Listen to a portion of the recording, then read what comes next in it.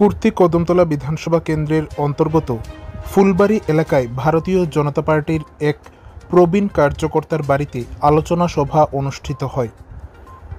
২৪শে মে শুক্রবার সন্ধ্যা আনুমানিক ৬টা নাগাদ উত্তর ত্রিপুরা জেলার ৫৪ কুর্তি কদমতলা বিধানসভা কেন্দ্রের অন্তর্গত ফুলবাড়ি এলাকায় ভারতীয় জনতা পার্টির প্রবীণ কার্যকর্তা মর্তুজ আলীর বাড়িতে একটি আলোচনা সভা অনুষ্ঠিত হয়।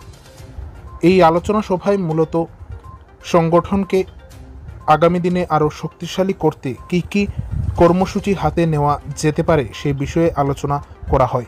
সেই সাথে ফুলবাড়ি এলাকায় ভারতীয় জনতা পার্টিকে সাংগঠনিক দিক দিয়ে আগামী দিনে আরও কিভাবে শক্তিশালী করা যায় সেই সকল বিষয়ে আলোচনা করা হয়। কিভাবে আরও জনগণের পাশে যাওয়া যায় সে বিষয়ে আলোচনা করা হয়। যেখানে এই আলোচনা সভায় উপস্থিত ছিলেন ভারতীয় জনতা পার্টির কার্যকর্তা হাসিম তালুকদার, উপস্থিত ছিলেন ভারতীয় জনতা পার্টির প্রদেশ কমিটির সদস্য দিলীপ তাঁতি মহোদয় সহ অন্যান্যরা।